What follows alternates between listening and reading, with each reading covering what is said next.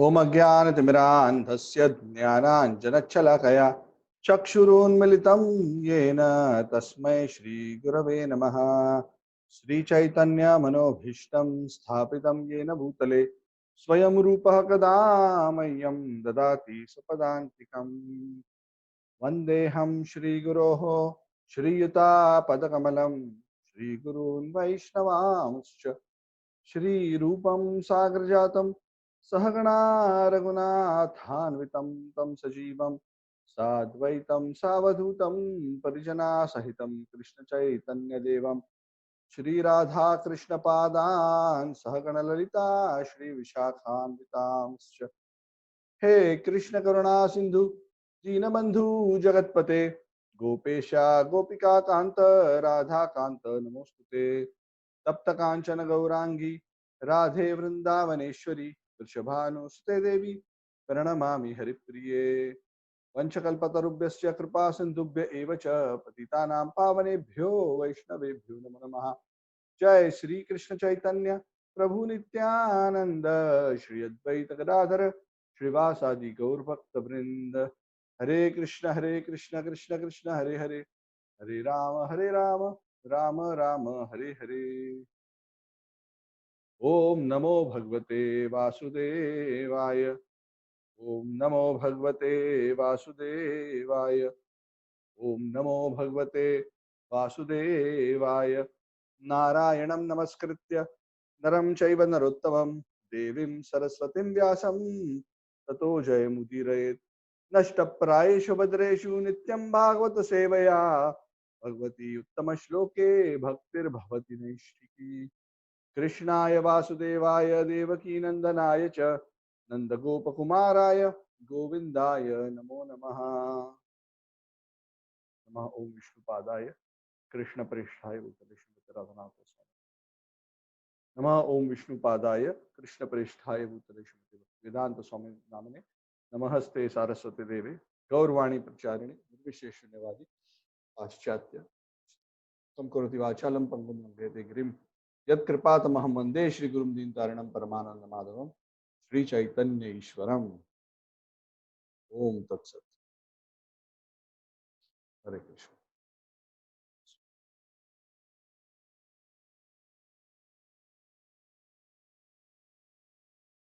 Okay, so I'd like to welcome everyone for this beautiful Sangha of Srimad Bhagavad, and hope you're all in good health and spirits.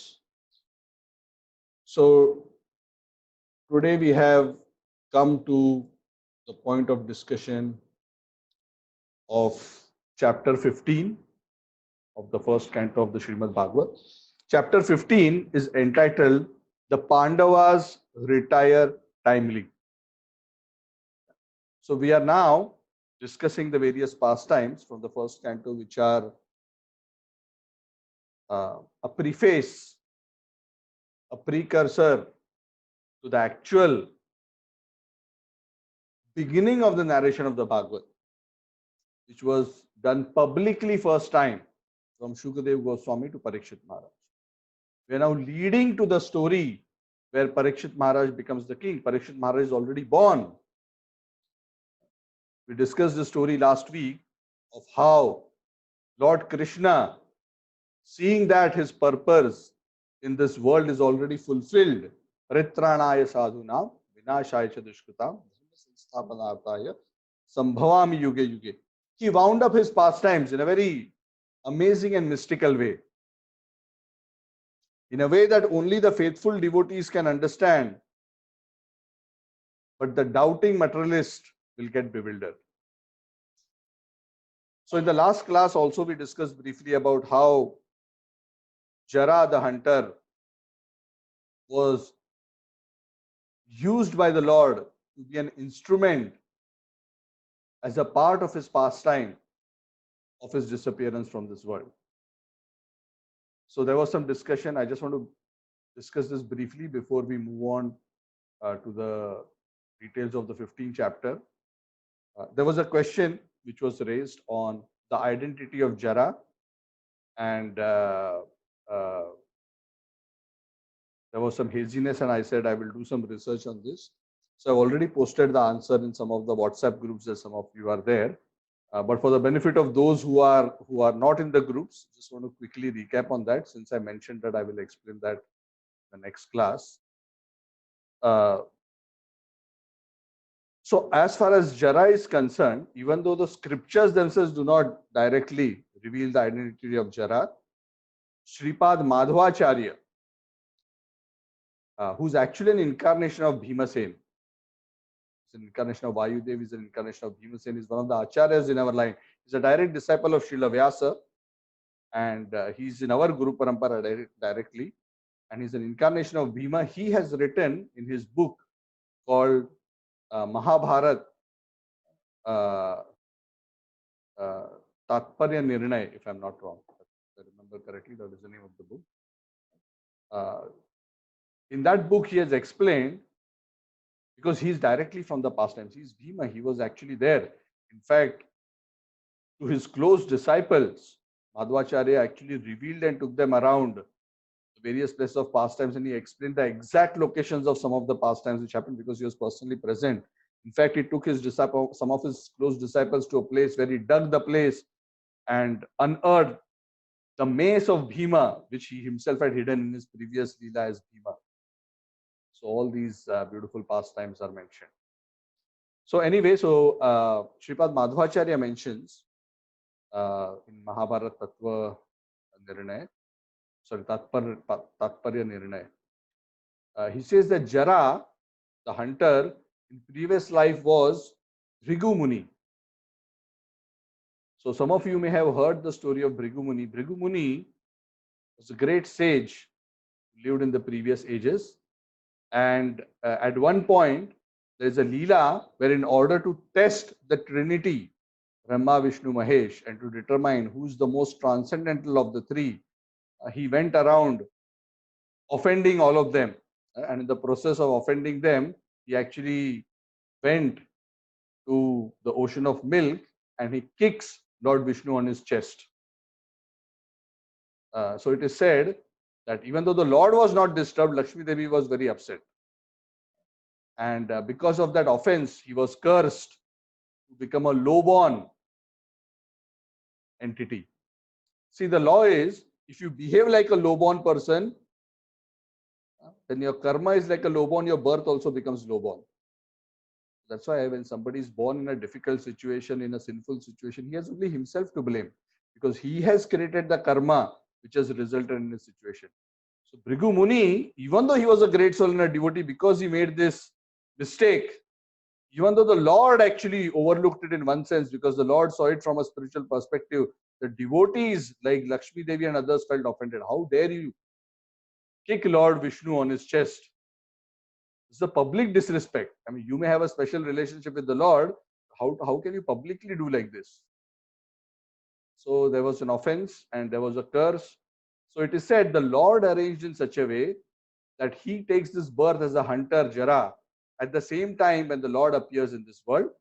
And then the Lord arranged in such a way that he was the person who's instrumental in shooting the arrow, because the Lord wanted to free him from the offense by making him feel remorseful of hurting the Lord, so to say, at an external level. So actually, when Jara shoots the arrow, even though the arrow doesn't pierce, the arrow just touches the soles of his lotus feet and falls down, he becomes very repentant when he sees the Lord. So that repentance did not happen when he did this activity as Bhrigu. So he was begging and crying to the Lord for forgiveness in his appearance as Jara. And the Lord took that opportunity to forgive him from that offense, and he immediately arranged for him to go back home, back to Godhead, because he was already a great soul and a pure soul. So as soon as he was free from this offense, he went to the spiritual world. So that is what Sripad Madhvacharya says. So we are speaking this on the basis of his authority. So his being Vali is not actually accepted by the great souls. Yeah. So this is what we accept as revelation by pure devotees in Parampara. Okay. So I hope that clarifies the matter.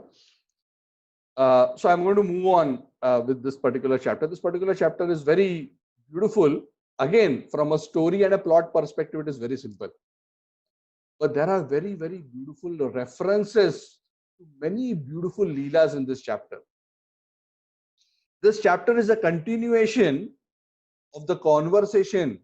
If you remember in the last class, the conversation, the very touching, heart-rending conversation between Yudhishthir and Arjun. Arjun, who had come back from his long trip where he was supposed to go to Dwarka, coming back, and Yudhishthir waiting for the news of Krishna and the other Yaduvansha devotees. And when Yudhishthir sees how Arjuna looks so depressed, he's fearing the worst.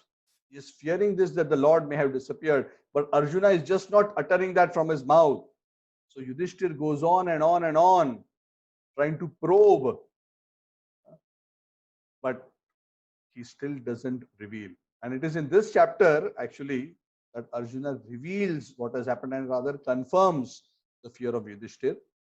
And then how he beautifully remembers and recollects how the Lord has been so kind and affectionate to him.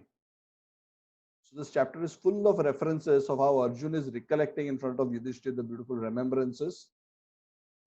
And then, after having done that, the last few parts, or the last few verses of this chapter are dedicated to what the Pandavas did subsequent to getting this knowledge, this information about the disappearance of Lord Krishna.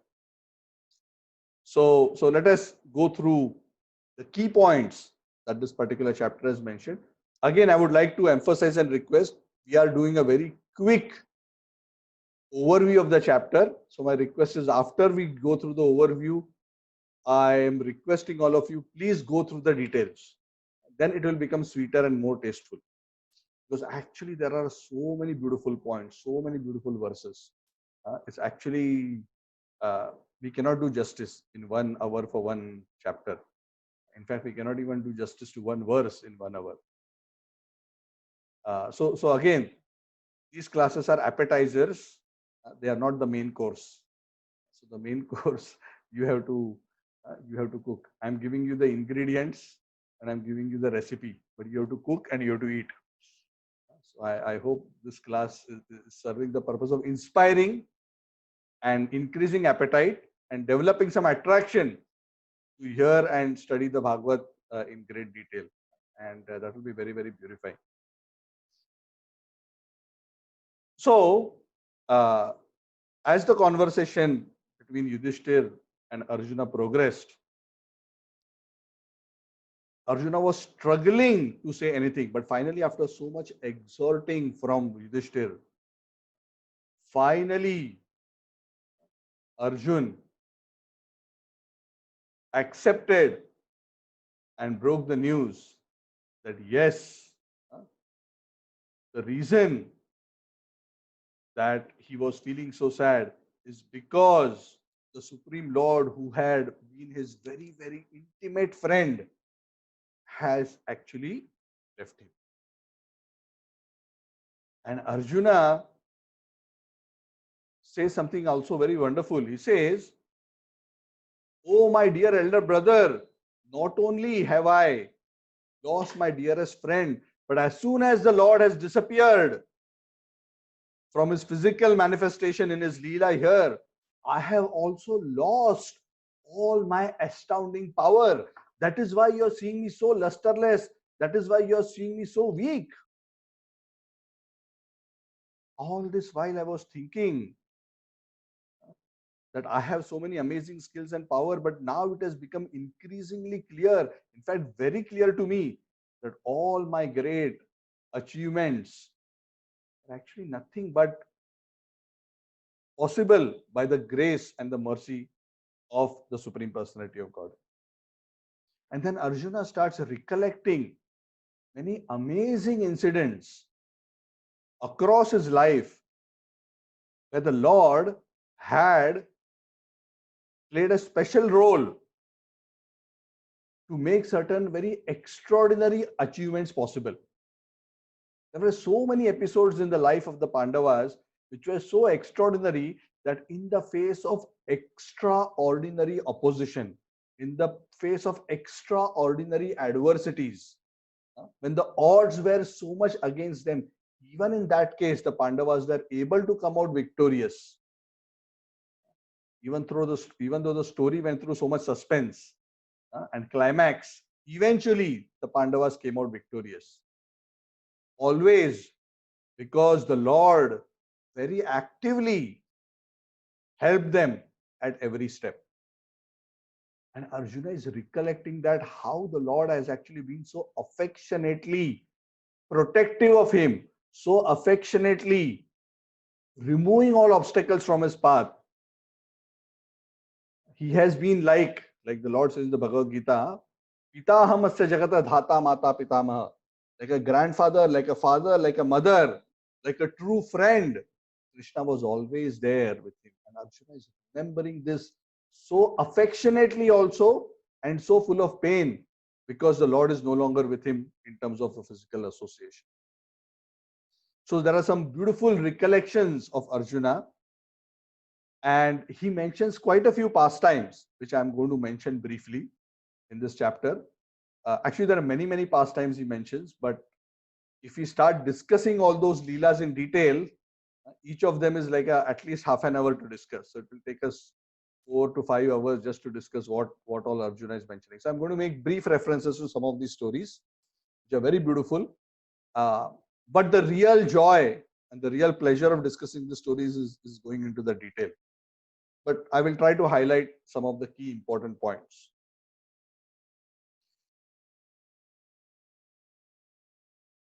So Arjun just can't believe he's actually feeling his life so empty without the association of the Lord. He's feeling that, like Lord Chaitanya Mahaprabhu says, Shunyaitam Jagat Sarvam Govinda Virehename. See, somebody who's so attached to the Lord and has the association of the Lord always, when the Lord is no longer with him, he feels as if the whole world has become void. Like a haunted house. Like the whole world. Okay, sorry, somebody has. Yeah. 1 minute, I have to mute. Please be on mute.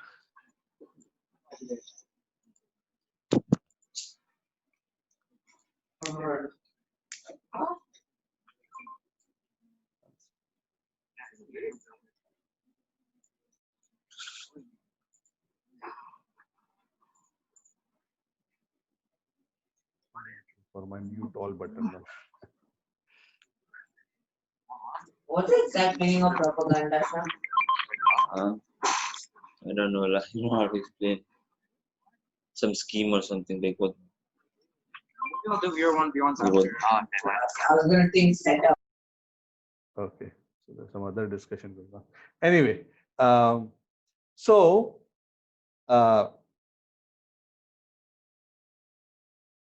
Arjuna is feeling Shunyaitam Jagat Sarvam, like Lord Chaitanya Mahaprabhu says, the whole world seems vacant without the association of Govinda. Govinda Virahena Me. And then he starts recollecting. In that feeling of emptiness, he starts recollecting. He starts by saying how the Lord, actually in the Leela, one of the first associations that Krishna had with the Pandavas was at the time of the marriage with Draupadi. So he's starting his recollection from that Leela. Before that, of course, they had different princes were growing up in one place. Krishna was busy in Vrindavan. Then he went to Mathura. He killed Kamsa, and so many other Leelas happened. And then, some other Leelas happened in the life of the Pandavas. But this was the point, or close to that, is when the association of Krishna and the Pandavas started. So he's remembering how it was possible for him to actually win the hand of Draupadi only because of Krishna's help. And that task was actually so difficult because Drupada had put an almost impossible task. Drupada knew of the extraordinary qualification of Draupadi. She was born from a yajna fire. She does not have an ordinary birth. And he had put a condition that if somebody wants to marry Draupadi, because many of them wanted to marry Draupadi, Karna included, Jayadratha included, Practically all the heroes of that time. She was extraordinary, born from the sacrificial fire, very pure, extraordinarily beautiful. So the condition of Drupad Maharaj was that there is a fish, it was not a real fish, a model of a fish, which is hanging at the top, high up, and there is a wheel rotating under it with spokes, and one has to shoot an arrow through the wheel and hit the eye of the fish. But you cannot look straight at the fish, you cannot look straight at the target. What you have to do? You have to look down. There is a pot of water. And in the pot of water, you have to look at the reflection of the fish and the wheel. And looking down, you have to shoot an arrow up. And whoever will hit the eye of the fish gets the hand of. Actually, Drupad Maharaj wanted Arjun to win. He wanted that should happen. But actually, there were only two people who could have actually accomplished that. It was either Arjuna or it would be Karna. So Karna had also come there and he wanted to marry Draupadi. So this was one of the frustration of Karna. Karna also had a lot of reasons that he was upset with Draupadi and the Pandavas. One of the reasons was he wanted to marry Draupadi. But Draupadi knew that he would be able to achieve the feat. She didn't want to marry him. So she refused. Even before Karna attempted, she refused, saying that I will not marry. This man should not contest because he's not a Kshatriya. So he was kind of eliminated. And then Arjun, he, by the blessings of Krishna, was actually able to hit the target. So this is one remembrance that, okay, this is possible. Oh Lord, such a difficult task was possible by your blessings. Then another episode was when the Pandavas were given the area of Indraprastha to establish their kingdom. And when they were given Indraprastha, actually that place was ruled over by Indra. It was controlled by Indra. And in fact, when Arjuna and the Pandavas tried to take control of that area, Krishna and Arjun went to that area. The Devatas opposed Arjun, and Arjun actually had to put up a fight against the Devatas. And Arjun, by the grace of Krishna, was able to defeat the entire horde of the Devatas headed by Arjun. And actually, Arjun was his father. He was able to defeat all of them by the grace of Krishna. What an unimaginable task for a human being to be able to defeat all the Devatas.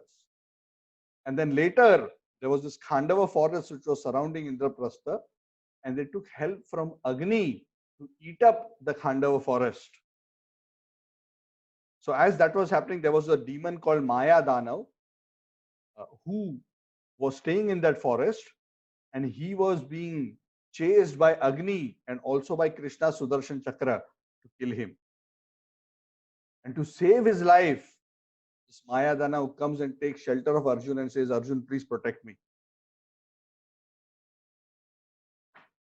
Because he knew that nobody can save you from Sudarshan Chakra.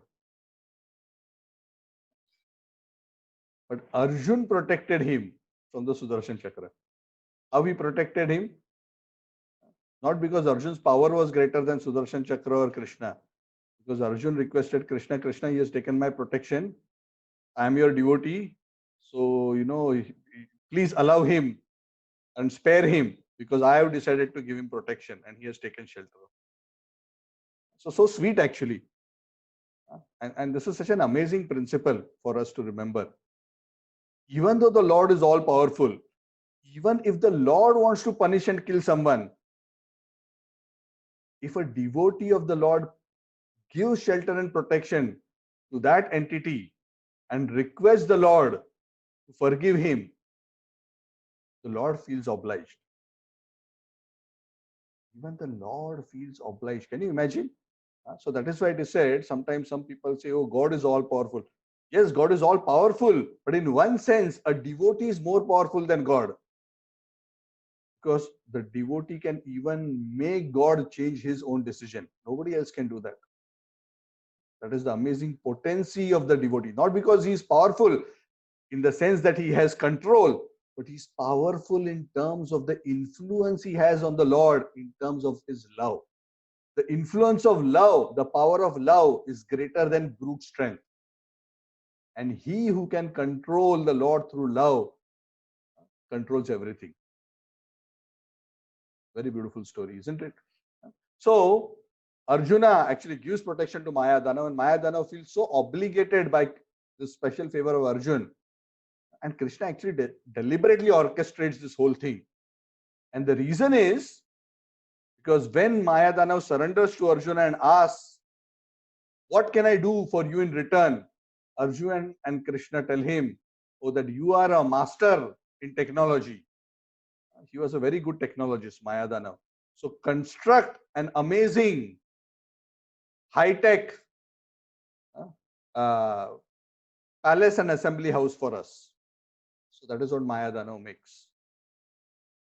It is very amazing. It's really high-tech, probably like some of the digital and the holographs, the kind that we have nowadays, and probably even better than that. It creates an amazing place, full of various kinds of beautiful features as well as various kind of illusory effects. A very amazing place. And it was so wonderful that all other kings became envious of this amazing assembly house that the Pandavas had.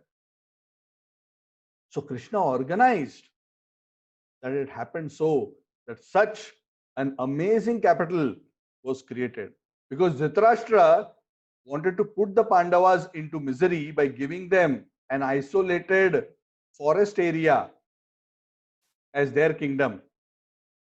This happened actually much before the Mahabharata. This happened much before the gambling match where the Pandavas lost their kingdom. At that time, at one point, Dhritarashtra gave a part of the kingdom, the not so nice part of the kingdom, the Pandavas, but the Pandavas turned it around by the grace of Krishna and made it into a city even more beautiful and opulent than Hastinapur, much to the frustration of Duryodhana and the Kauravas. So Arjuna is remembering this beautiful pastime. Then he is remembering the beautiful pastime of how Krishna made it possible for Jarasandha to be slain. Jarasandha was such an extraordinarily powerful but demoniac king. He was in this habit of defeating other kings and then offering a human sacrifice to Lord Kala Bhairav. He loved that. That was his favorite activity. So some of you may love to go to movies, go for dinner. His favorite activity was to kill a king and chop off his neck in front of Kal Bhairav. That was his enjoyment. So he would defeat kings, arrest them, put them into prison, and one by one, whenever he needed some recreation, he would chop off their heads. So there is this beautiful again story. I'll not go into the details, but the Pandavas dressed as Brahmanas approached, along with Krishna, approached Jarasandha and asked charity of a battle. As Brahmanas, they asked for charity of a battle. And Jarasandha chose Bhima to fight with. And Bhima and Jarasandha fought, and Jarasandha was practically a match for Bhima. He was also having the strength of 10,000 elephants like Bhima had. Practically, Bhima was struggling to defeat him. They were fighting for days and days and days and days. But neither one was able to overwhelm the other. Then the Lord, because he knew the background of Jarasandha, because Jarasandha had a story behind, and Krishna knows all stories. Vedaham samatitani vartamanani cha Arjuna bhavishyani cha bhutani mamatu vedana Krishna. I know past, present, future, everything, Krishna says. So Krishna knew that Jarasandha, how he was born. Apparently, Jarasandha's father was the king of Kashi. Sorry, not king of Kashi. He was the king of the Magadha province. Magadha means the Bihar area. So he had no children, and he prayed to one great sage who gave him a mango. And he told his Jarasandha's father that you give this mango to your queens and then they will conceive. So what he did, cut the mango. he cut the mango. He cut the mango into two parts and he gave one half to each of his wife. And it so happened that rather than giving birth to two children, each of the wife gave birth to half a child because he cut the mango. So result of not following instructions properly. So he actually threw away both the pieces because he said useless. Practically a dead child. It so happened that a witch, Jara, got the two pieces and she actually joined the two pieces together, and Jarasandha was born. She actually brought the child back and gave it to the king, who called the son as Jarasandha. Jarasandha means he who was put together by Jarasandha means joined. But because he was joined by two pieces, there was always a weakness in him because he was produced by joining. And just like a broken bone, even though it is joined, there is a weakness in the bone because it is healed. There was a crack which is healed. So he had a weakness. So actually Krishna hinted this to Bhima during the battle, during the wrestling of Bhima and Jarasandha, where he told him that you have to split open Jarasandha's body because there's a weakness along his vertical axis. So that is what Bhimasen did, and he was actually able to kill. He was asked to split him into two and then throw them the two pieces on the opposite sides. Anyway, it's a long story. I'm cutting down a lot of details. So he remembers how that happened. Actually, there are so many stories. If I'm going to go through all of them, it'll take a long time. So I'm going to quickly just mention a few. He also mentions after that about how Krishna protected the honor of Draupadi, that how she was being disrobed. The Pandavas also failed to do anything, but Krishna came and protected the honor of Draupadi by giving unlimited saris to Draupadi because of the extreme love and affection which Draupadi had for. Then when they were in exile, when they were in the forest, how Duryodhan had engineered deliberately that he had arranged for Durvas Muni and 10,000 of his disciples to come to their home for lunch. Can you imagine? You are already in the forest, 4 or 5 of you, and suddenly you have 10,000 guests headed by Durvas Muni. So you cannot even say why you have come here. Because Durvas Muni, if he get upset, then he will curse.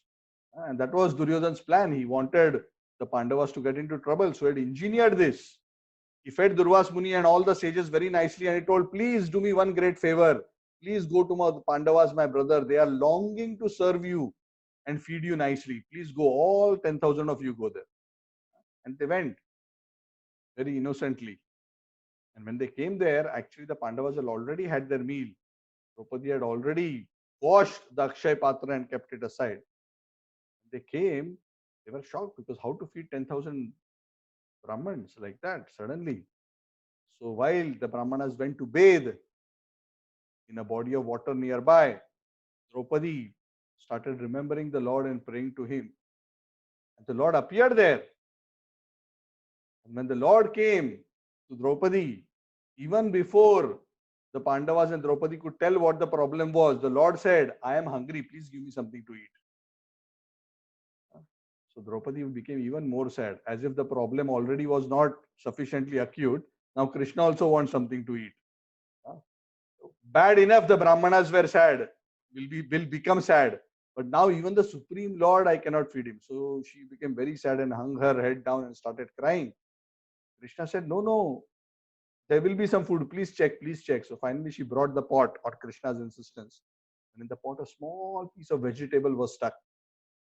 Krishna takes that and eats that small piece of vegetable. And it is said, just by eating that small piece of vegetable, Krishna felt so full and happy. He said, oh, I am so full. Now you can go and call all the Brahmins for lunch. Tell them lunch is ready. And it is said, because Krishna was pleased by that small piece of vegetable which remained stuck to the side of the pot, he said all the Brahmins felt as if they had had a huge meal and they were feeling very full. So rather than coming to the house for lunch, they all just ran away from that place. So Krishna protected them like that.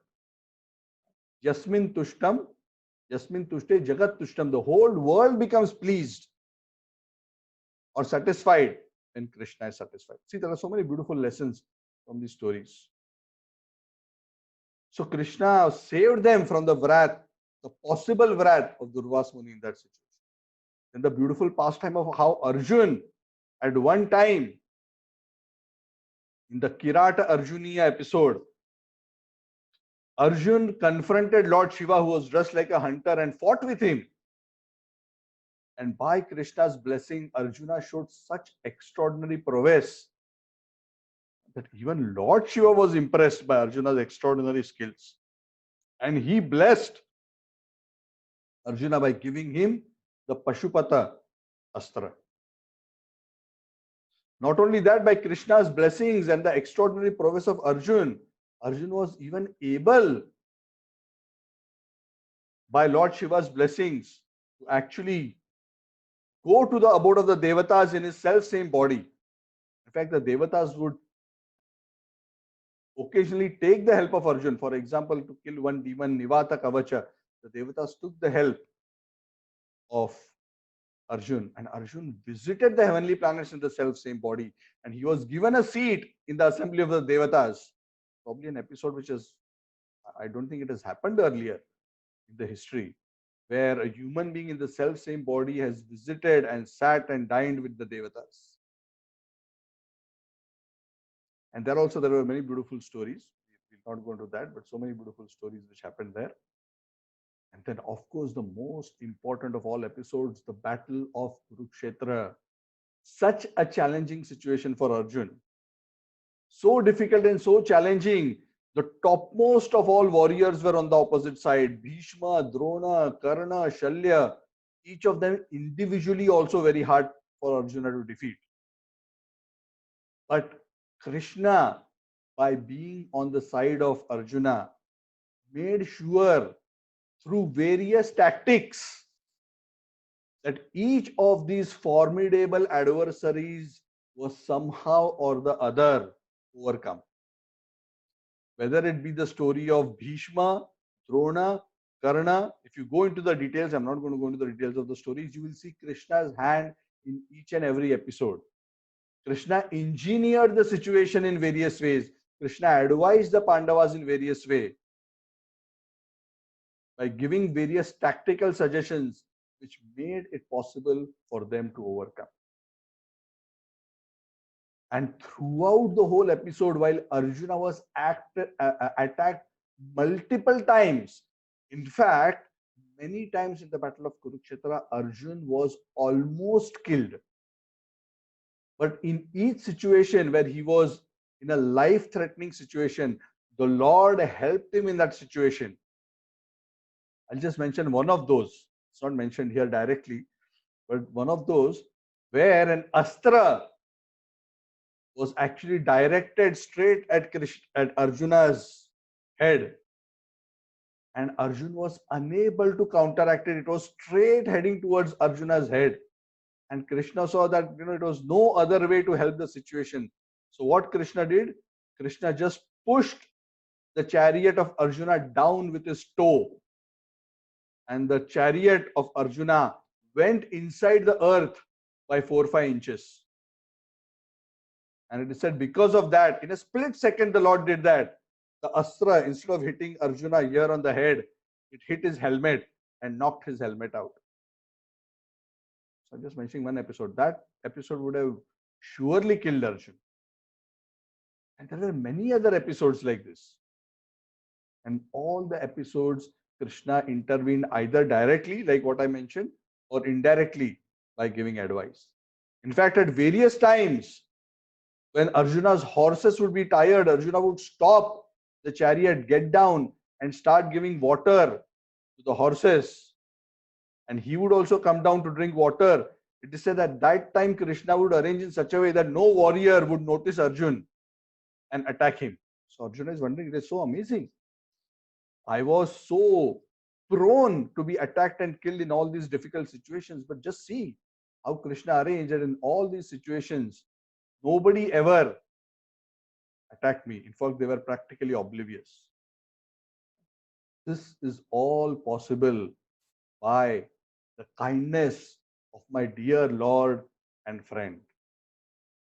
And this Lord of Lords, he became my charioteer.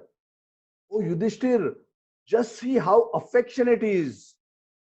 The Lord of all lords, the Lord of unlimited universes, whom even Brahmaji puts his helmet on his head. He became my driver. How affectionate he was.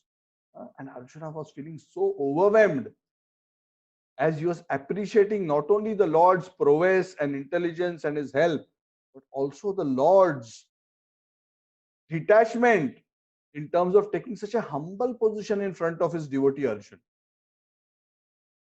And he's remembering how he had such casual relationships with the Lord because of their intimacy that sometimes you just address and joke with the Lord as if he's an ordinary friend. They would sometimes make fun of each other. Arjuna would sometimes make fun of Krishna. And he's wondering how the Lord was so tolerant, even though I took so many liberties in talking to the Lord.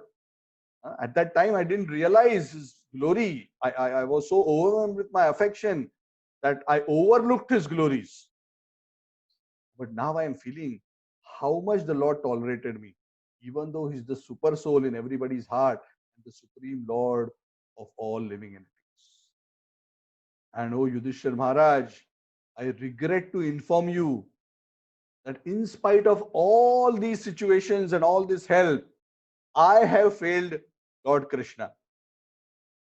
And then he tells him an episode which had just happened before Arjuna had reached Hastinapur. And Arjuna is feeling terribly, terribly sad about it.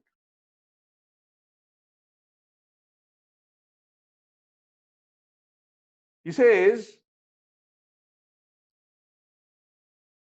that Yudhishthir Maharaj, when Lord Krishna disappeared and all this battle happened where the Yadus killed each other, if you remember, Daruka was asked by Krishna to inform me to bring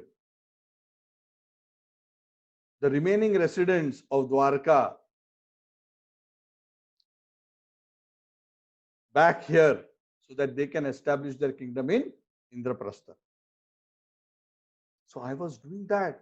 In fact, those wives of Lord Krishna who were still around, some like Satyabhama and Rukmini had already disappeared, but the other wives who were around, I had gathered all of them, and in a big procession, we were coming back here towards Indraprastha. But as we were doing that, a very unfortunate incident happened. And that was that as we were passing through the forest, we were attacked by some dacoits. Dacoits with sticks. They were not even great warriors, they were not even great powerful fighters. They were simply some cowherd men with sticks, and they came and attacked our entourage. And they kidnapped all the wives of Krishna and took them away. And I was unable to fight with them. I was unable to fight with them and counteract. In fact, I got defeated by these ordinary people. And Yudhishthir Maharaj, I cannot understand how that is possible. Can you imagine, Yudhishthir Maharaj? I am the same Arjun who fought with the topmost warriors like Bhishma, Drona, Karna, Shalya, and others in the battle of Kurukshetra and defeated all of them. In fact, in the Virata Yuddha, I counted all of them together and recovered the cows of Maharaj Virat. But in this situation, with this ordinary dacoits from the forest who were simply holding sticks, I got defeated. I am the same Arjun who was in the battle of Kurukshetra. This is the same chariot. These are the same horses. And this is the same Gandiva bow. So what is missing, Yudhishthir Maharaj? In that situation and this situation, The only missing factor is Krishna. And that is why I have come to this realization, Yudhishthir Maharaj, that all the power that I had in all these achievements, including my success in the battle of Kurukshetra, was only possible because of Krishna being at my side. In fact, it was his power, not my power. That is why today, without him, just see how powerless I have become. I have become so ordinary that I am defeated by ordinary dacoits with sticks. Can you even imagine that is even possible? I could not even protect Krishna's own wives. And Arjuna was feeling very, very sad because that was the last episode which happened before he reached. So he practically reached Hastinapur empty-handed. The Lord had gone. He was even unable to protect the Lord's wives. And finally, in that depressed situation, he reaches Hastinapur and he shares all this news to Yudhishthira Maharaj. All the Pandavas are overwhelmed by hearing this reminiscing and lamenting of Arjuna. But as soon as the Pandavas hear this, Kunti Maharani is hearing this. As soon as she hears this, she decides that I want to leave my body. The Pandavas also immediately decide, the Lord is not here. We just came to assist the Lord in his pastimes. What is our business being here now? We should just hand over the kingdom to Parikshit and we should go. In fact, all the Pandavas were thinking internally. They did not have a conference and discuss. Now, what should we do? Let us vote. How many want to stay in the kingdom? Each of them individually in their own heart decided, our job is done. See, this is how pure devotees think. My job is to serve the Lord. The job is done. The Lord is gone. What is my business? And they were never attached to the wealth. They were never attached to the fame. They had achieved all this after so much struggle, but they were never working for a kingdom. They were working to please the desire of the Lord. And Yudhishthira Maharaj had already started seeing how Kali Yuga was setting in. He had already seen greed, falsehood, cheating, violence coming into the kingdom. And he said, okay, all these indications are clear signs that even for us, our job is done. Now we should go. So what Yudhishthira Maharaj did, he enthroned his grandson, Parikshit, who was also very, very trained, very, very qualified. He made him the emperor.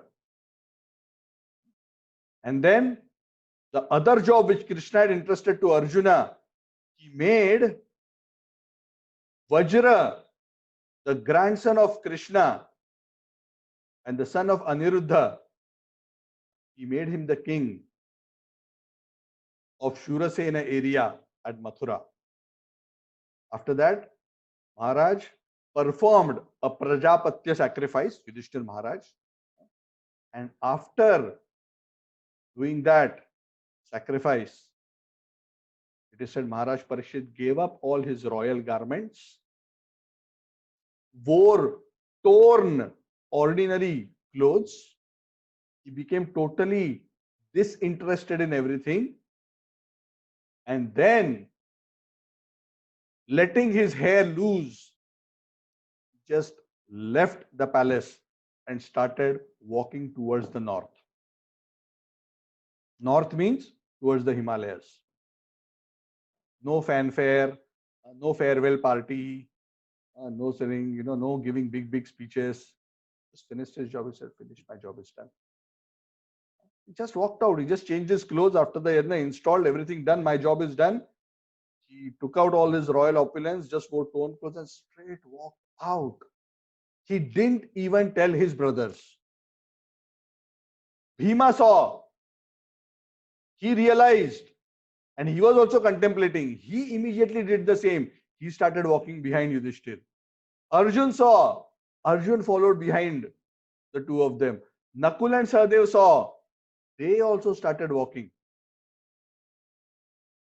All of them just in a split second gave up everything and started walking towards the forest, actually towards the Himalayas to be more specific.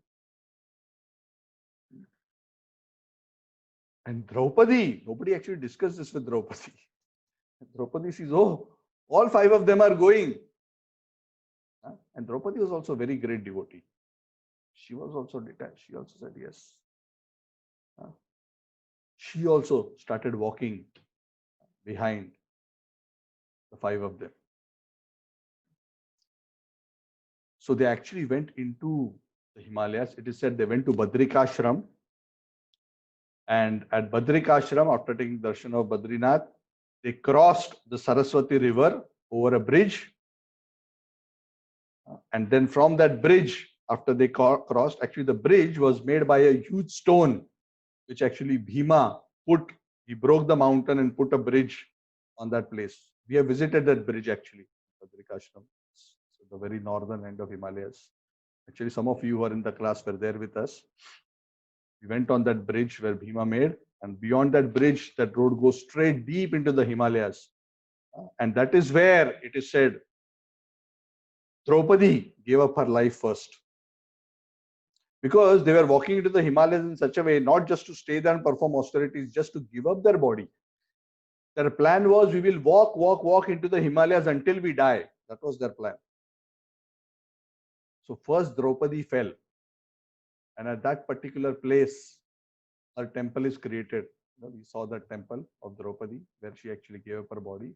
It is said when Draupadi gave up her body, even the Pandavas did not look behind. Just continue. They were so determined. This is not a case of, hatred, insensitivity, indifference. This is a case of such detachment from matter and knowing that all the five of them, and rather the six of them, are so absorbed in the Lord, dedicated, and knowing that they are going towards the Lord, just not being bothered by anything else. And one by one, it is said, they gave up their bodies and attained eventually the supreme destination. All of them, Kunti, Draupadi, it is said also, Satyabhama, not Satyabhama, sorry, Subhadra, the wife of Arjun, also she gave up her body just like Draupadi. She also attained the supreme destination. Subhadra is, of course, Lord Krishna's sister and the wife of Arjuna. So all of them achieved Golok Vrindavan, which is the supreme destination, because throughout their life, they were always absorbed in the Supreme Personality of Godhead. And they were so intensely devoted, they were thoroughly purified of all material contamination. And they were fully absorbed in the Lord. See, this kind of detachment at the right time is possible only if one has lived a life dedicated to the Supreme Personality of Godhead all his life. What Pandavas did, is it possible for all of us? Some of us say, oh, when I become 60 years, when I retire, then I will become Krishna conscious. Not now. Now I don't want to read Gita Bhagavad. I'll do 60, I will become.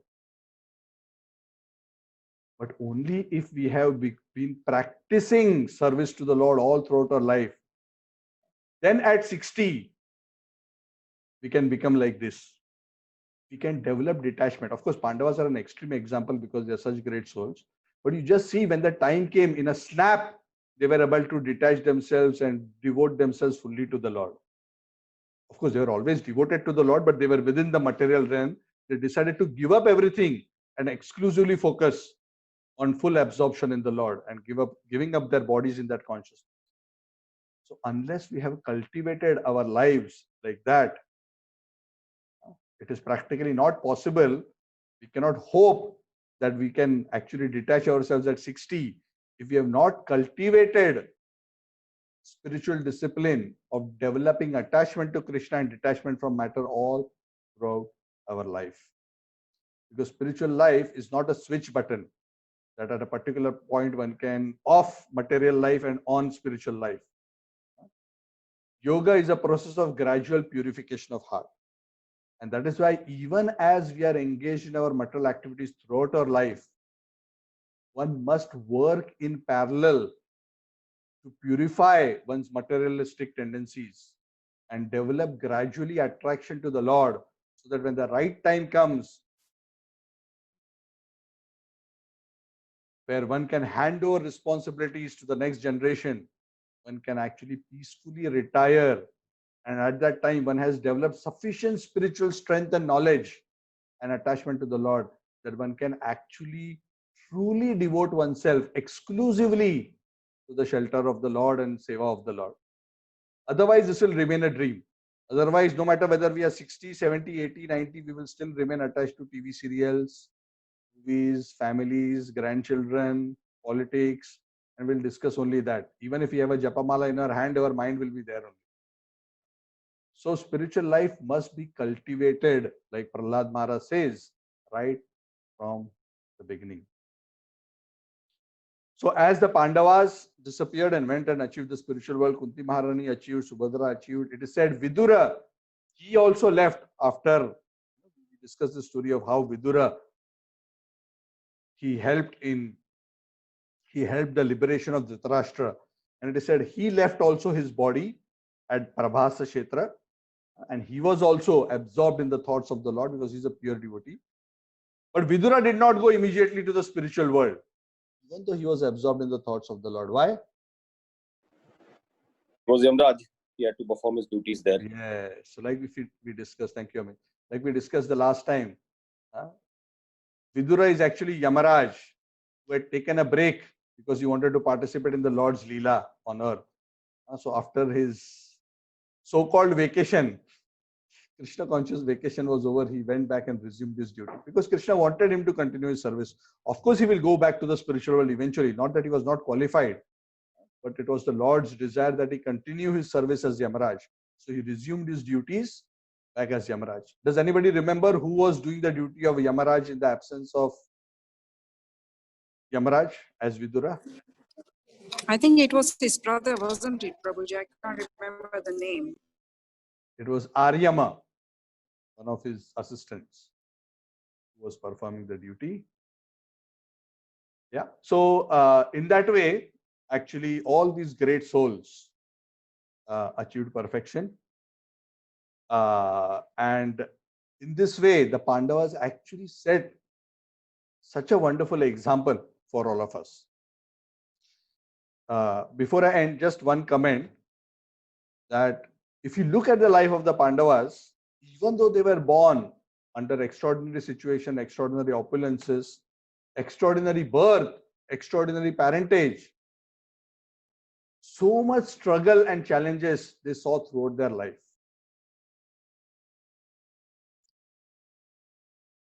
So even though they were glorious, their life was not simple. It was full of significant challenges. But one thing stands out in the life of the Pandavas. And what is that? What stands out is that throughout all these episodes, they were always remembering the Lord, always depending on the Lord for the outcome. Of course, depending on the Lord did not mean that they were not doing their part. They were doing their best, but they were depending on the result, for the result on the Lord and accepting it gracefully. Never being disappointed, never being dejected, even when reversals happened, even when they lost the kingdom, even when they had to go to the forest, always seeing the positive in all those situations, always seeing all these reversals as opportunities to deepen their connection with the Lord, to take association of devotees. Ultimately, they knew that real joy in life is not about opulence, kingdom, success materially. The real success is to always be connected to the Lord and to be connected to the devotees of the Lord in Krishna consciousness. Krishna has already said in Bhagavad Gita, Kathayantascha mam nityam tushyanti charamanti cha. Mahatmanastu mam partha daivim prakritim ashrita. Satatam kirtayanto mam. Those who are always chanting my glories, discussing my glories, this is the characteristic. This is what the great devotees find pleasure in. And the pleasure in this association, in this discussion is so great my devotees find such great pleasure that for them all other material attractions become insignificant. Just like you can see in the picture behind me, my backdrop, this beautiful scene of Parikshit Maharaj and Shukadev Goswami. Parikshit Maharaj also followed the same path, in one sense, you can say. At the right time, when severe adversity hit him, he actually also in a moment gave up everything and took shelter exclusively of the Lord by hearing the Bhagavad from the most pure soul of the time, Shukadev Goswami. So these should all serve as inspirations to us. And for us, practically what that means is we should live our life like the Pandavas. Tasma sarveshu kaleshu mama anusmara yudhyacha. Continue to do your duties, but always remember Krishna. Depend on him. Take shelter of him. Remain in the association of devotees. Do good sadhana. And in that way, cultivate your attachment to the Lord. In that way, gradually we'll be able to come to the point where at the right time, we'll be able to be exclusively absorbed in the Lord. Like what Pandavas demonstrated, like what Shukadev Goswami, Parikshit Maharaj demonstrated. Okay. So thank you all very much. Srimad Bhagavatam ki jai. Any questions?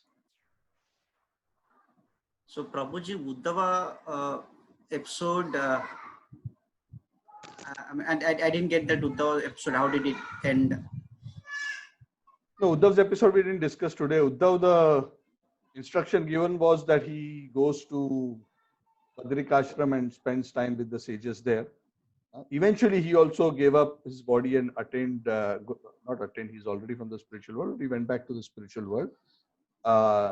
His disappearance is not very explicitly mentioned here. But in this episode, we are talking about the Pandavas and those who are in Hastinapur, how they actually gave up their bodies. So Uddhava also eventually gave up his body. Uddhava remained for some time after the Lord's disappearance. Will that be covered in later chapters or? I don't think that is mentioned in great detail, but what detail do we need from there? I mean, it was not some big event or an episode in that sense. Yeah, eventually after doing the needful, they gave up their body in due course, remembering their Lord, and went back to the spiritual world. So as far as I know, there is no detailed episode of his disappearance mentioned. Okay. Yeah, I just wanted to understand, because Krishna, before he was disappearing, he has given tasks to Uddhava and Dwarika. So Dwarika, we have already discussed in the today's chapter, but I'm just curious about Uddhava. Yeah. So that's what I mentioned in the previous chapter, right? So Uddhava went to Badrikashram and gave his association to the sages and pacified them, and spent some time there. And it is said eventually. Upendra Prabhu, do you know anything more about Uddhava's disappearance? No, there is no mention of that in Bhagavatam. No mention, no additional mention. Yeah. Yeah, thank you. Okay, thank you. So Prabhuji, the Pandavas were also pure souls who had come from the spiritual world just to assist the Lord in this purpose? Yes. They are all pure devotees of the Lord who came down to assist the Lord. Okay.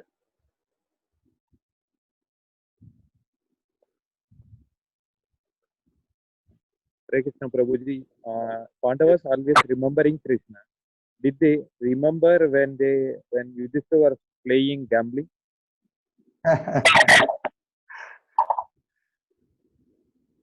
What do you think? I'm not sure. He's supposed to think, but maybe that is Krishna's wish, so he was doing that. Yeah. So, yeah, of course, nothing explicitly is mentioned in that regard. So I don't want to very explicitly comment on it. But all I will say is, the Lord uses his pure devotees to set certain examples.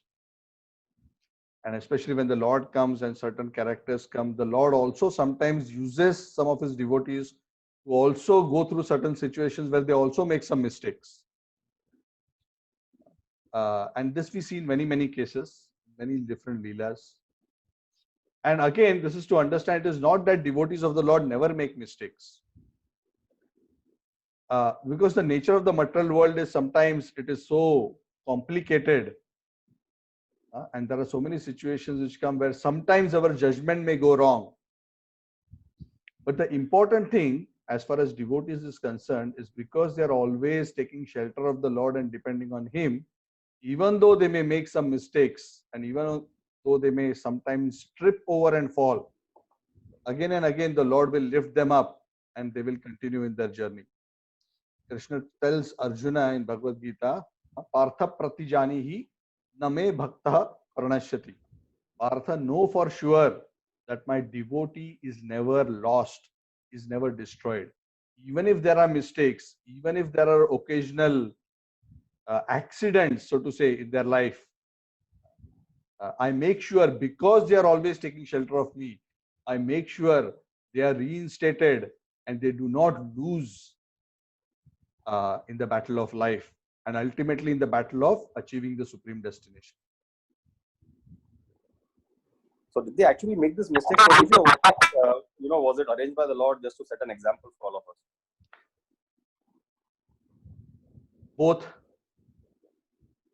Both. See, it cannot be said black and white. It cannot be said black and white. We cannot put the full onus on Krishna, nor can we put the full, say that there was no role of Krishna to play in the episode. So like what I said, see, these things are very, very, very difficult to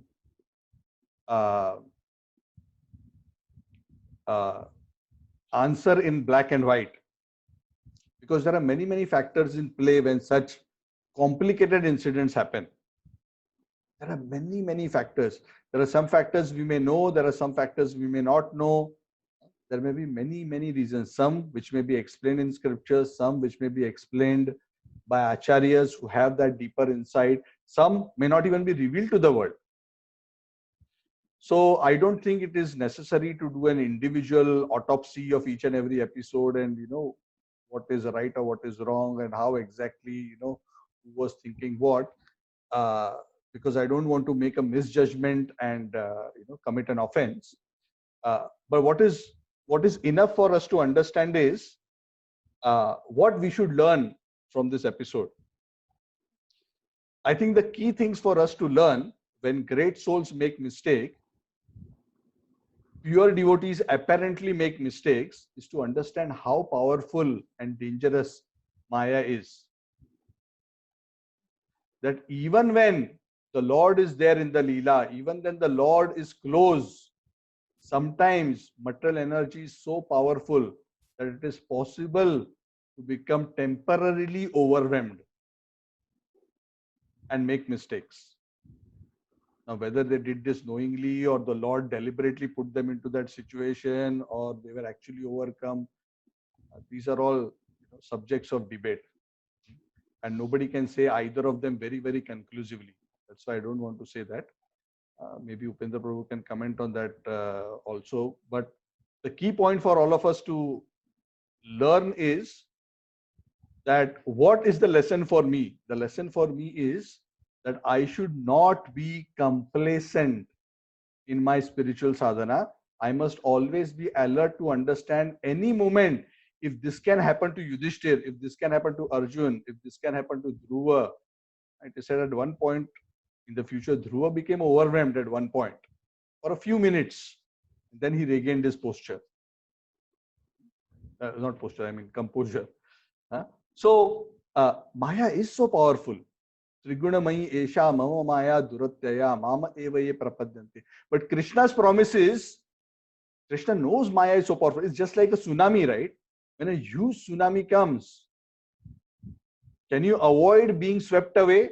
No, but Krishna says, even if such an overwhelming episode happens and even if you're washed away, you will not be drowned. I will save you. Because Krishna's energy is so very powerful.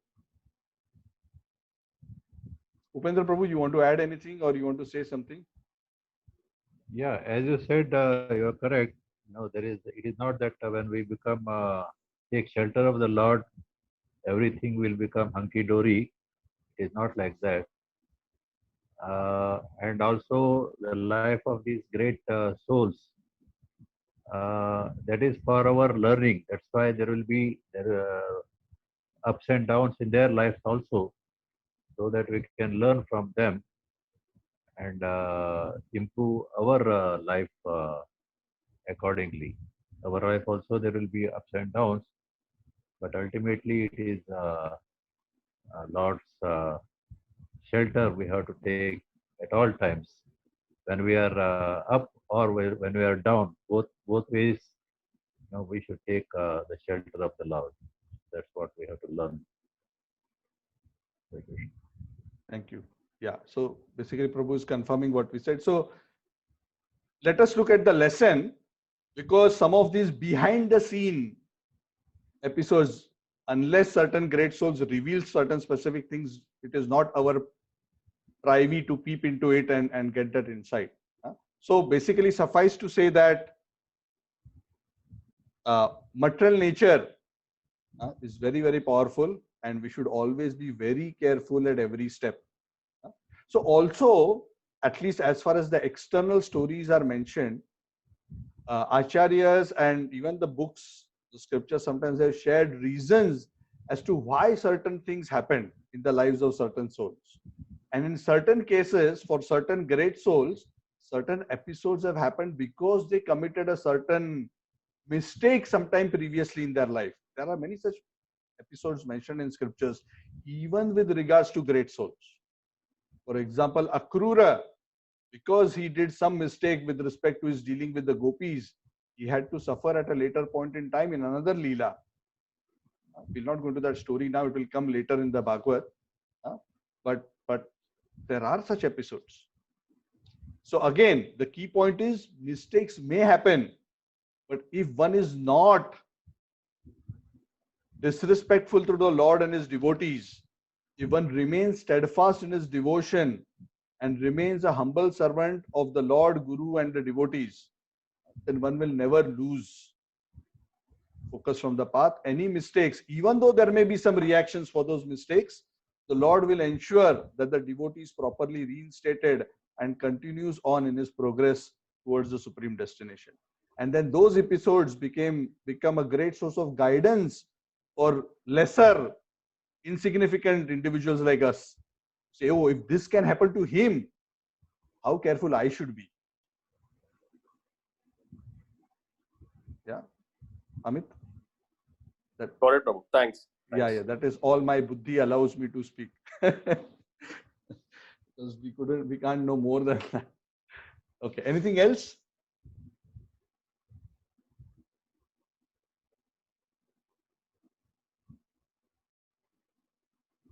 Okay, then thank you all. So read this chapter, very beautiful, and there are many, actually some verses, there were some more stories and references. I didn't have time to go through them. But just one more point I want to say. See, this kind of beautiful reminiscing that Arjuna is doing is actually also a wonderful source of inspiration for us. See, what is it that devotees cherish in their heart? What is it that keeps them always connected to the Lord? It is when the devotee sees how throughout his life the Lord has been actively helping him, supporting him, inspiring him, protecting him, engineering his life in various ways and bringing him closer. I'm not even talking about the pure devotees, even for all of us. When we turn to the Lord, when we take to the process, we see how the Lord is involved in our lives, how he protects us. And then how, when we start remembering all those episodes of how the Lord protected us and helped us through various situations, how much we feel grateful to the Lord, how much we feel connected to the Lord, how much we feel sheltered. And that kind of remembrance, because for us, we are also like Arjuna in the sense that the Lord has gone back and we are here. So what we have is the remembrance of how the Lord has been so kind and affectionate, even though, of course, in our case, not personally face to face like what it was Arjuna's experience, but nonetheless, you can see the hand of the Lord in our lives in various ways. So this kind of gratitude of always remembering the Lord and being thankful to Him for all His blessings. And what is the greatest blessing of the Lord? The greatest blessing of the Lord is not that, throughout the last 3 months, I did not get infection of COVID-19. That is Krishna's mercy on me. Oh, that I'm not yet bankrupt. Oh, or I got bonus this year in spite of the COVID situation. That is Krishna's great mercy. That is okay, maybe there, but very small thing. What is the real blessing? The real blessing of the Lord is that the Lord has given us